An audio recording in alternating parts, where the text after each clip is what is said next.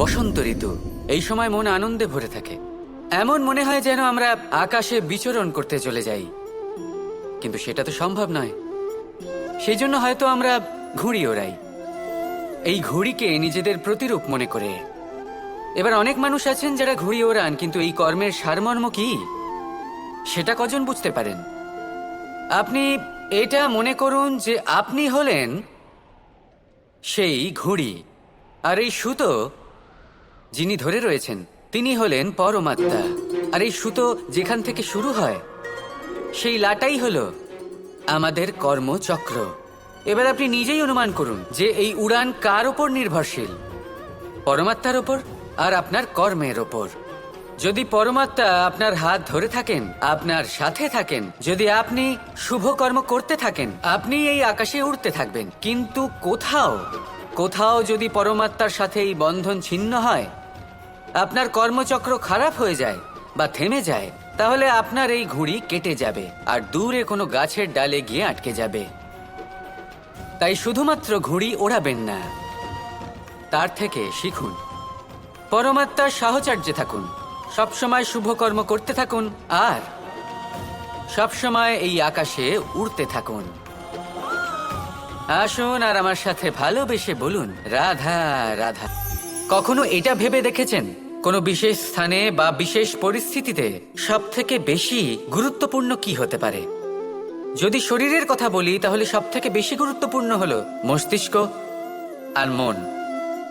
যদি ব্যবসার কথা বলি তাহলে সব থেকে গুরুত্বপূর্ণ হলো ধন।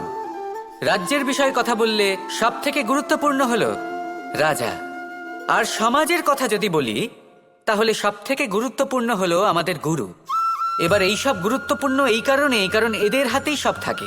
দেখুন, হয় এরা আমাদের উত্থানের পথে নিয়ে যেতে পারে অথবা আমাদের পতনের দিকে নিয়ে যেতে পারে। এবার যদি কোনো অসামান্য রাজা হন যিনি কিনা সত্যবাদী, যিনি একজন ভালো রাজা, তাহলে তিনি সেই দেশকে, সেই রাজ্যকে বিকাশের পথে নিয়ে যাবেন, আর নয়তো যাবেন। যদি এবার গুরুর কথা বলা হয় তাহলে জেনে রাখুন, গুরু যদি শ্রেষ্ঠ হন তাহলে সংস্কৃতির সর্বশ্রেষ্ঠ স্তরে উনি এই সমাজকে নিয়ে যাবেন। যদি গুরু পাখণ্ডী হন, লোভী হন, লালসাগ্রস্ত হন, তাহলে এই সমাজেও এই পাখণ্ডতা, এই লোভ, এই লালসাই প্রকাশিত হবে। ঠিক এইভাবেই জীবনে, মানুষের জীবনে প্রেমেরও এক গুরুত্বপূর্ণ স্থান রয়েছে। যদি মানুষের মনে প্রেম থাকে তাহলে ধরে নিন সে জীবিত রয়েছে, আর যদি না থাকে তাহলে সে মৃতই প্রায়। যদি রাধাকৃষ্ণের বিষয়ে কথা বলি, বলবো কৃষ্ণের জীবনে যদি রাধা থাকে তাহলেই কৃষ্ণ হলো কৃষ্ণ, আর যদি রাধা না থাকে তাহলে কৃষ্ণ হলো যে কোনো পশুরই সমান। আসলে পশু থেকে মানুষ হওয়ার এই যে যাত্রা, এর আধার হলো প্রেম। এই প্রেমকে মনে জাগ্রত করে রাখুন আর আমার সাথে ভালোবেসে বলুন, রাধা রাধা। আমরা সবাই নিজেকে স্বচ্ছ রাখতে চাই, শুদ্ধ রাখতে চাই, পবিত্র রাখতে চাই, আর দেখতে গেলে এটা হলো আমাদের কর্তব্যও বটে। এবার এটার জন্য আমরা কি না করি। যখনই আমরা সকালে উঠি তখন উঠেই আমরা দাঁত মাজি। দিনে যখনই আমরা সময় পাই কিছু সুগন্ধি খাদ্য খাবার চেষ্টা করি, যাতে আমাদের মুখ থেকে দুর্গন্ধ না আসে, বরং সুগন্ধ আসে। এই পা দুটো আমরা শুদ্ধ রাখার জন্য, পবিত্র রাখার জন্য যখনই আমরা বাড়ির বাইরে যাই পাদুকা পায়ে দিয়ে যাই, আর যখন ফিরে আসি আমরা জল দিয়ে পা ধুয়ে নিই। মনে রাখবেন, সেই ব্যক্তির মুখ হলো সব থেকে বেশি পবিত্র যে মুখ দিয়ে ঈশ্বরের নাম নেওয়া হয়, যার বাণী হলো অত্যন্ত শুভ, যা মানুষের পথ প্রদর্শন করে, যা মানুষকে শান্তি দেয়। যদি এই হৃদয়কে আপনি পবিত্র করতে চান তাহলে মানবতাকে বুঝতে হবে, মানুষের দুঃখগুলিকে বুঝতে হবে, তবেই এই হৃদয় পবিত্র হবে। এই পা দুটো যদি আপনি পবিত্র করতে চান তাহলে কোনো তীর্থস্থানে যান। ওখানে হয়তো আপনি জানেনও না যে কতজন সৎপুরুষ, কতজন মহাপুরুষ এসেছেন। তাদের চরণের ধুলো সেখানে পড়েছে, যা আপনার চরণ শুদ্ধ করে তুলতে পারে। যদি এই হাতগুলি আপনি পবিত্র করতে চান তাহলে এই হাত দিয়ে শুভ কর্ম করুন, দান করতে শিখুন।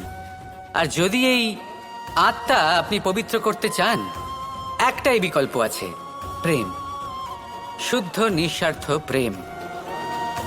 এই প্রেম বিতরণ করতে থাকুন, আপনি শুদ্ধ থাকবেন, পবিত্র থাকবেন। আসুন আমার সাথে ভালোবেসে বলুন, রাধা রাধা। প্রেম, এই প্রেম আসলে কি বেশিরভাগ মানুষই বুঝতে পারেন না, কিন্তু এটাতে তাদের কোনো দোষ নেই, কারণ তাদের কাছে প্রয়োজনীয় জ্ঞানই নেই। এবার প্রেমের বিষয়ে আজ আমি একটা ছোট্ট কথা বলতে চাই। আপনি দেখবেন কিছু মানুষ যখন কাউকে ভালোবাসেন তখন তাদের মনে হয় সেই ব্যক্তির ওপর ওনার অধিকার রয়েছে। এবার সেই অধিকারের বোধে ফেঁসে গিয়ে নিজেই ক্রুদ্ধ হয়ে বসেন যে ও আমার কথা মনে করলো না, ওর স্মৃতিতে আমার কোনো স্থান নেই, ও আমার সাথে কথাই বলতে ভুলে গেছে, ইত্যাদি ইত্যাদি অনেক কারণ হতে পারে। আমি আপনাকে একটা প্রশ্ন করি, এই যে স্মৃতিগুলি, এটাই কি ভালোবাসা? কখনোই নয়। প্রেম তো হলো সেই আবেগ, সেই বোধ যা এক সুগন্ধিত ফুলের মতো আপনার জীবনকে, আপনার মনকে আনন্দিত করবে, প্রসন্নতার দ্বারা ভরিয়ে তুলবে। প্রেম হলো সেই বোধ। তাই যদি আপনি প্রেমকে বুঝতে চান তাহলে প্রেমের ভাবনাকে বোঝার চেষ্টা করুন। প্রেমকে যদি যাপন করতে চান তাহলে আবেগের দ্বারা যাপন করুন, স্মৃতির দ্বারা নয়। স্মৃতির কি আছে? আজ আছে, পরবর্তীকালে নাও থাকতে পারে। সময়ের সাথে এই স্মৃতি ফিকে হয়ে যেতে পারে, কিন্তু এই আবেগ তা চিরকাল মনের মাঝে থেকে যায়। তাই আসুন আর আমার সাথে ভালোবেসে বলুন, রাধা রাধা। আমাদের মনে যখন কোনো প্রশ্ন ওঠে, কোনো দ্বন্দ্ব জাগে, তখন আমরা যাই আমাদের গুরুর কাছে, আরাধ্যের কাছে গিয়ে জিজ্ঞেস করি। এইভাবেই একদিন আমি পৌঁছলাম আমার আরাধ্যের কাছে, আমার মহাদেবের কাছে, আর ওনাকে প্রশ্ন করলাম যে মহাদেব, জীবনে আনন্দ পাওয়ার, উৎসব পালনের, প্রেম ভাগ করে নেবার, জীবনকে উপভোগ করে নেওয়ার সর্বশ্রেষ্ঠ সময় কোনটা? মহাদেব হাসলেন আর উনি বললেন, জীবনে উৎসব পালনের সবথেকে শ্রেষ্ঠ দিন হলো মৃত্যুর ঠিক আগের দিনটা। প্রেম ভাগ করে নেওয়ার সবথেকে শ্রেষ্ঠ মুহূর্ত হলো মৃত্যুর ঠিক আগের মুহূর্ত। জীবনকে উপভোগ করে নেওয়ার সর্বশ্রেষ্ঠ প্রহর হলো মৃত্যুর এক প্রহর পূর্বে। তখন আমি চমকে গেলাম। আমি বললাম, কিন্তু মহাদেব, মৃত্যু তো অনিশ্চিত, আমরা জানিও না কবে আমাদের মৃত্যু হবে। মহাদেব আবার হাসলেন। উনি বললেন যে যদি আমরা এভাবে জীবন কাটাই যে আমরা জীবনের প্রত্যেক দিন, প্রত্যেক মুহূর্ত, প্রত্যেক প্রহর শেষ বলে মনে করি, তাহলে আমাদের সমস্ত জীবন আনন্দের সাথেই অতিবাহিত হবে। কি বলেন? তাহলে আপনিও এই কথা মনে রাখুন আর আমার সাথে ভালোবেসে বলুন, রাধা রাধা। জীবনে অগ্রসর হওয়ার জন্য আমাদের কাকে প্রয়োজন হয়? মাতা পিতা, বন্ধু, প্রেম, সাহায্য, অর্থ, পরিশ্রম, আশা। ভিন্ন ভিন্ন মানুষ ভিন্ন ভিন্ন বিকল্প চয়ন করে। যদি আমি আপনাকে বলি তাহলে জয় আর পরাজয়ের মন্ত্র দুটো শব্দের উপর নির্ভর করে, মেনে নেওয়া আর দৃঢ় হওয়া। যদি মেনে নেন তাহলে হেরে যাবেন, যদি দৃঢ় হন তাহলে নিশ্চিত রূপে জয়ী হবেন। যদি কখনো আপনি ক্লান্ত হয়ে ওঠেন, আপনি দুঃখী হন, পুরোপুরি ভেঙে পড়েছেন, তখন মেনে নেবেন না যে আপনি ভেঙে পড়েছেন, নয়তো হেরে যাবেন। তখন উল্টে স্থির করবেন যে যাই হয়ে যাক না কেন, আমি জয়ী হবই। আর আপনি দেখবেন যে জয় নিশ্চিত রূপে আপনার কাছেই আসবে। তাহলে এই কথা মনে রাখবেন আর আমার সাথে ভালোবেসে বলবেন, রাধা। সময়, জীবন, কাল। দেখতে গেলে এই তিনটি শব্দ একটি শব্দেরই সমর্থক শব্দ মনে হয়, কিন্তু এই শব্দগুলির অর্থ কি সমান? কখনোই নয়। হ্যাঁ, এই সময় চলতে থাকে, জীবন চলতে থাকে, কালচক্র চলতে থাকে। এই সময় কেটে যায়, কিন্তু এই জীবন, একে যাপন করতে হয়। কি বলেন? এই জীবনে কিছু করুন বা কিছু না করুন, জীবন এমনি কেটে যাবে, আপনি জানতেও পারবেন না। কিন্তু সেটা আমাদের উদ্দেশ্য নয়, একে যাপন করতে হবে। এই জীবনে প্রেরণা পেতে শিখুন, প্রেরণা দিতে শিখুন, আহ্বান গ্রহণ করতে শিখুন, আহ্বান জানাতে শিখুন, মহান কাজ করতে শিখুন, ধন্যাত্মক বোধ জাগিয়ে তুলুন। জীবন অতিবাহিত করার অর্থ কি তা আপনি শিখে যাবেন। কারণ সময় কেটে যায়, সমস্ত যুগ কেটে যায়, কিন্তু জীবনের রীতি জীবন কাটিয়ে দেওয়া নয়, জীবন যাপন করা।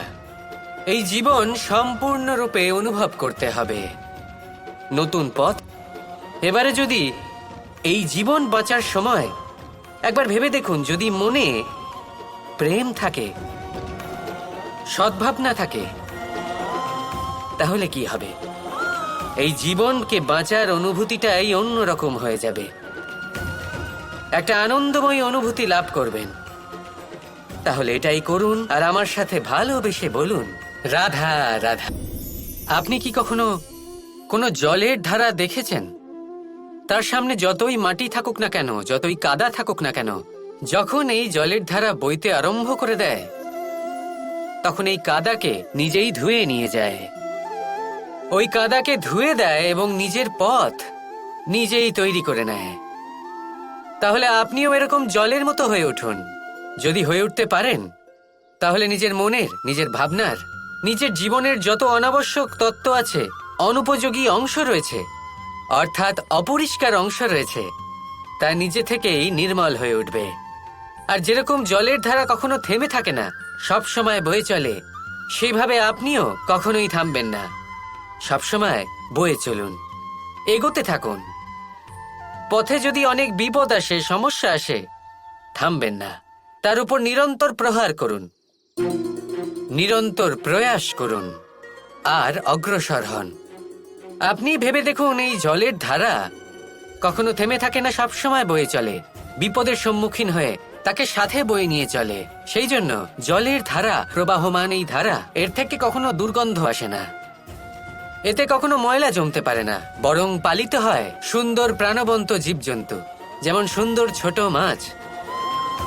তাই আপনিও এটাই করুন, কখনো থামবেন না, শুধু চলতে থাকুন, জলের ধারার মতো বইতে থাকুন।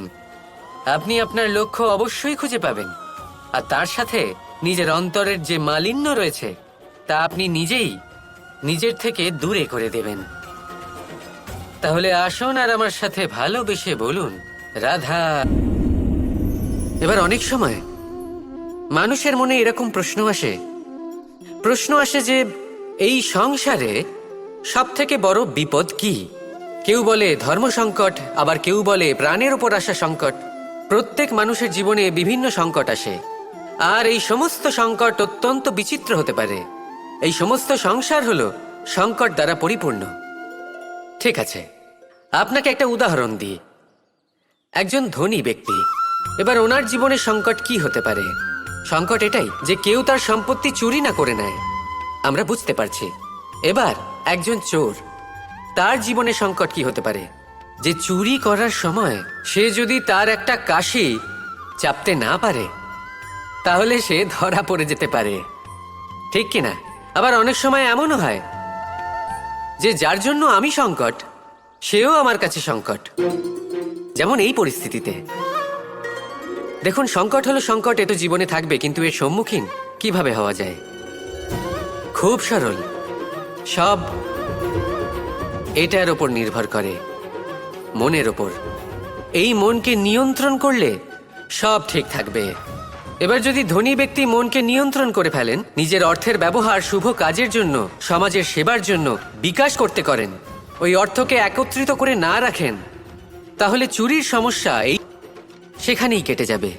এবার যদি কথা বলি সেই চোরের, তাহলে চোর যদি নিজের মনকে সংযত করে নেয়, যদি নিজের কর্মকে নিয়ন্ত্রণ করতে পারে, তাহলে এমন কোনো স্বর নেই যা ওকে ধরা পড়তে বাধ্য করবে। সেই জন্য জীবনে সংকট যতই আসুক, যত বড়ই সংকট আসুক না কেন, কবচ হলো একটাই, আর এই কবচের নাম হলো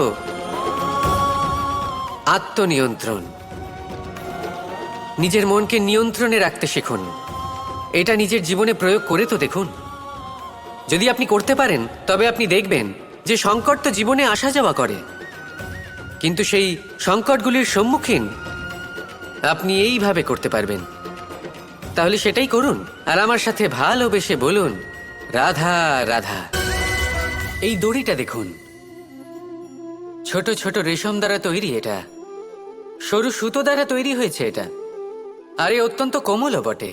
আর আপনি চাইলে এটা সোজাও করে দিতে পারেন, আর চাইলে এটা বেঁকিয়েও দিতে পারেন, আর যদি চান তাহলে এটা গোল গোল করে বেঁধে কোথাও রেখেও দিতে পারেন।